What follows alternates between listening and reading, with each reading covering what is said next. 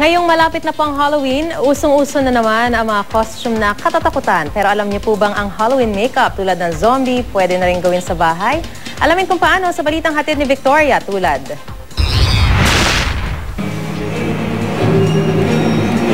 Mapapelikula man o TV series, mobile games, photo apps, at pero kahit sa mga kalsada, Halloween man o hindi, nai-invade na tayo ng mga zombie.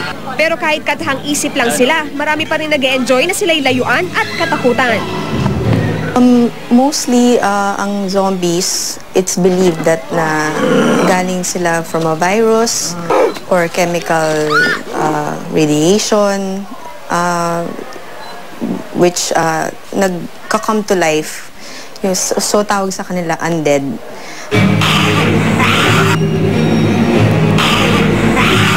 Isa si Lori sa mga maituturing na professional zombie. Mula sa makeup at costume hanggang sa pag-arte, plakado raw ang pagiging zombie.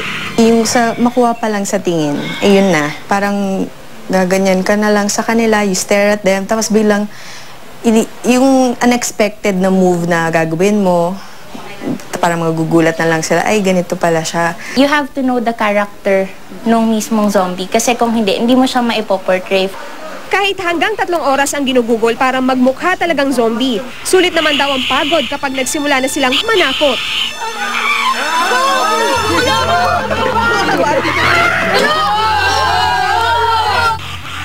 Nakakatakot po.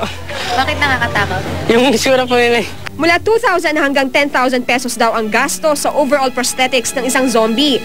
Pero alam nyo bang pwede yung ma-achieve sa tulong ng mga gamit sa bahay? Kung nandun tayo sa zombie na character, kailangan natin yan lagyan ng iba't ibang blending. So, kailangan natin ng white and black.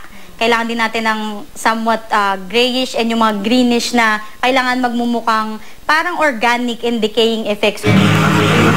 Para sa fake blood, paghalu-haluin lang ang corn syrup, pula at asul na food color at cocoa powder. Kung gusto nyo namang magmukhang nasunog na zombie, pwedeng gawin itong skin scabs gamit ang pinagsama-samang gelatin, glycerin at foundation. Ilagay lang ito sa high heat oven sa loob ng 10 segundo para mabuo ang mixture. Para magmukha namang natuklap ang inyong balat, gumamit lang ng tissue at school glue sa katapalan ng foundation. Para sa mga finishing touches, kailangan nating mag-apply dun sa mga scars and dun sa mga parts na merong mga sugat ng fake blood recipe na ginawa natin a while ago. Yung pinakagusto ko, yung paglalagay ng scar. Kasi yun pala yung effect niya na yung magpaglalagay ng hollow. At para sa complete zombie makeover, huwag kalilimutan ang award-winning acting para sa exciting takutan. Victoria Tulad, GMA News.